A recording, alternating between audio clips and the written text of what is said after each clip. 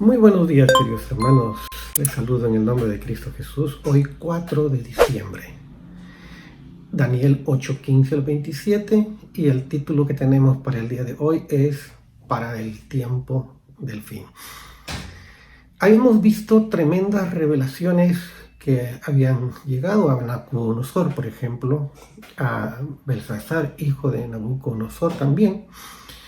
Pero Daniel también tiene tremendas revelaciones que le ponen clarísimo cómo va a ser la historia. Lo maravilloso de estas revelaciones es que Dios es el Señor de la historia, de que la historia no sucede y Dios dice, mira lo que está sucediendo. No. Dios es Señor de la historia. Qué maravilloso. Aconteció que mientras yo, Daniel, consideraba la visión y procuraba comprenderla, se puso delante de mí uno con apariencia de hombre, y oí una voz entre las riberas del Ulai que gritó y dijo: Gabriel, enseña a este, o sea, a Daniel, la visión.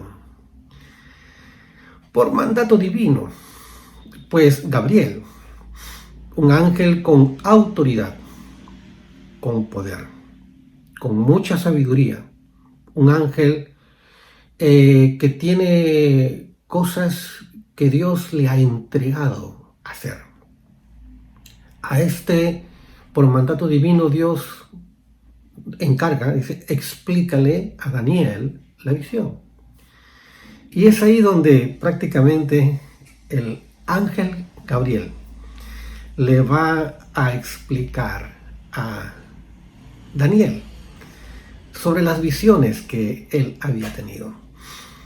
Dice: vino luego cerca de donde yo estaba, y al venir me asusté y me postré sobre mi rostro, pero él me dijo: entiende, hijo de hombre, que la visión es para el tiempo del fin.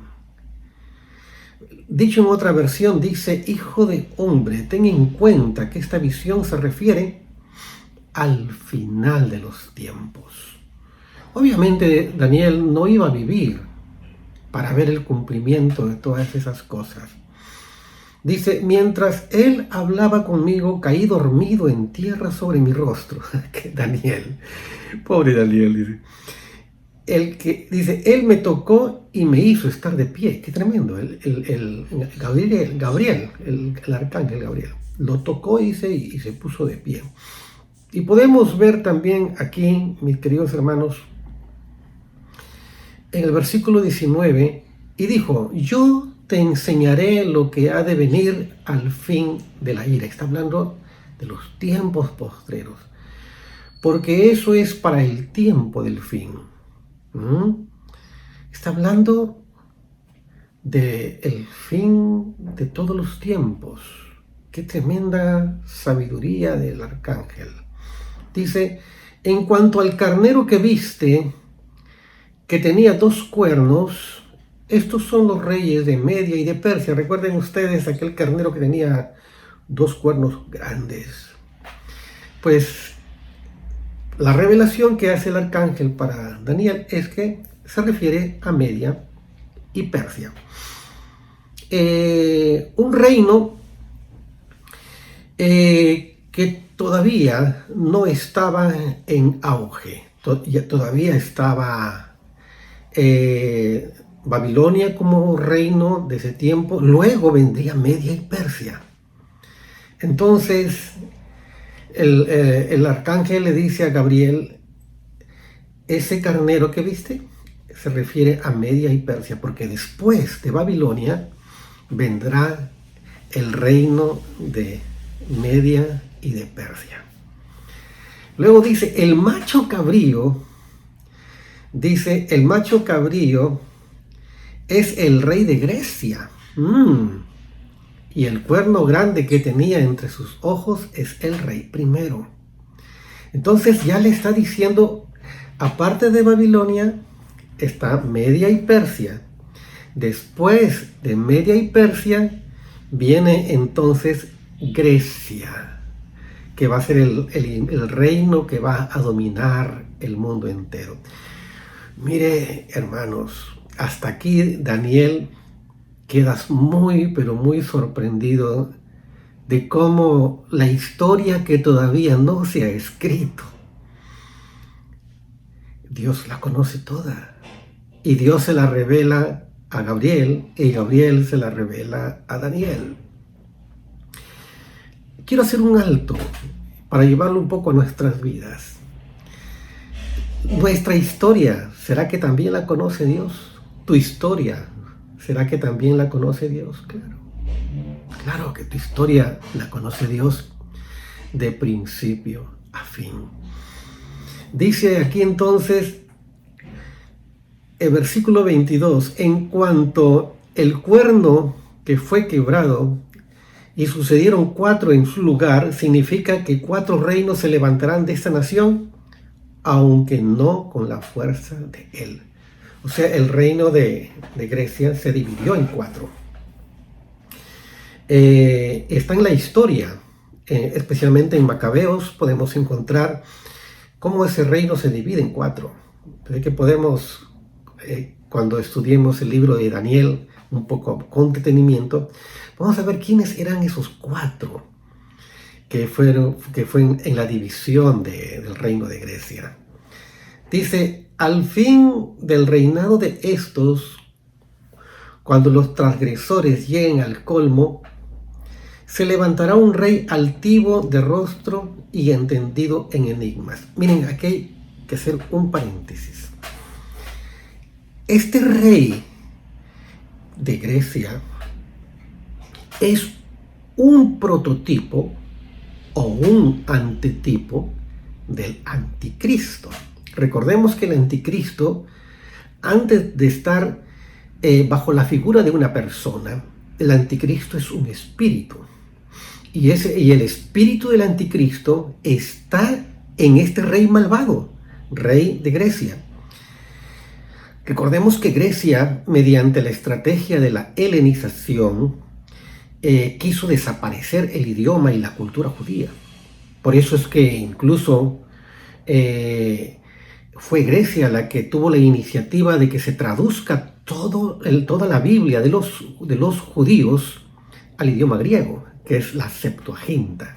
Bueno, algunos conocemos que esta traducción fue hecha por 70 expertos en lingüística. Y bueno, querían ellos, al helenizar, erradicar religión, cultura, lengua, etc. Pero en lugar de destruir la cultura, al entregarnos la Septuaginta, más bien ellos hicieron un aporte a la misión de Dios. Porque la Biblia que se leía en los días de Jesús y de los apóstoles es la Septuaginta.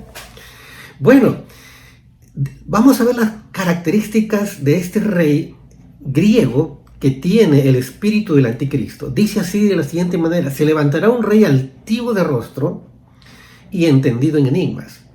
Su poder se fortalecerá, mas no con fuerza propia. Causará grandes ruinas, prosperará, actuará arbitrariamente y destruirá a los fuertes y al pueblo de los santos. Esto está en la historia de Macabeos. Cuando uno encuentra la Biblia y encontramos ahí los libros deuterocanónicos significa que fueron añadidos después del canon, que no tienen valor canónico, pero que sí tienen valor de referencia histórica. Ahí podemos ver cómo realmente este rey se puso tan cruel, tan malo con los judíos, de tal manera que hubieron los Judas Macabeos que se levantaron revolucionariamente para poder hacerle frente al rey de Grecia, pero no pudieron. Entonces, de alguna manera, este rey de Grecia es casi como un anticipo de lo que sería el anticristo en la gran tribulación, que ya no vendría de Grecia, sino vendría de Roma. Eso ya lo hemos visto en Apocalipsis. Dice aquí, Con su sagacidad hará prosperar el engaño en su mano. ¡Qué terrible! En su corazón se engrandecerá y sin aviso destruirá a muchos. Se levantará contra el príncipe de los príncipes, pero será quebrantado, aunque no por mano humana. Aquí se ve el espíritu del anticristo, y este rey realmente existió con estas cualidades. Obviamente este rey tuvo su final, porque después viene el imperio romano que toma el poder del mundo entero, y Grecia quedó prácticamente subyugada. Pero miremos aquí, dice, la visión de las tardes y mañanas que se ha referido es verdadera, y tú guarda la visión, porque es para muchos días. Recuerda usted que el ángel le dice, esto es para el fin de los tiempos. ¿Por qué? Porque esta profecía tiene un doble cumplimiento. Uno, se cumplió verdaderamente cuando Grecia reinó y cuando se levantó contra los judíos y quería destruir la cultura, la religión y el idioma de los judíos. Introdujo dentro del templo judío prácticas paganas, sacrificó animales que no eran calificados, como por ejemplo un cerdo, algo así, una abominación terrible. Lideró este rey, y obviamente contra la nación de los judíos. Y entonces, de alguna manera, las características que tiene aquí es el espíritu del anticristo, que esto se volverá a repetir, hermanos. ¿Cuándo se va a volver a repetir? Pero ya en la persona del anticristo, en la gran tribulación, donde también allí el anticristo perseguirá a la nación de Israel. Hermanos, qué precioso lo que hemos tenido en estos días de revelaciones, maravillosas revelaciones, pero donde Dios le dice a Daniel y nos dice a nosotros, el Señor dice, yo tengo el control del tiempo. La historia no se escribe sin que yo no la intervenga. Sepan bien esto, nos dice el Señor, que nada es casualidad.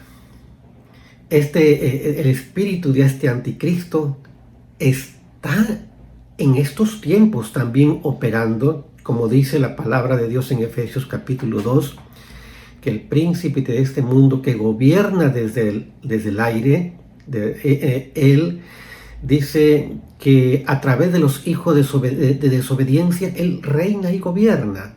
Y es entonces que políticamente en cualquier país del mundo se puede notar el espíritu del anticristo, y va siempre contra las leyes, va siempre contra la religión, va siempre contra Dios y va siempre contra la ciencia.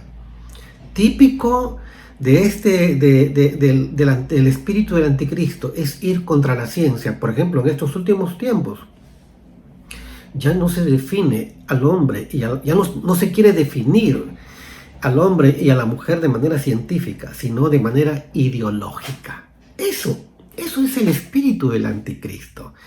Entonces, mis queridos hermanos, volvemos a ese pensamiento. La historia la conoce Dios. ¿Qué pasará mañana? Lo conoce Dios. ¿Qué pasará con nuestro país? Esa historia la conoce Dios. ¿Qué pasará con el mundo entero?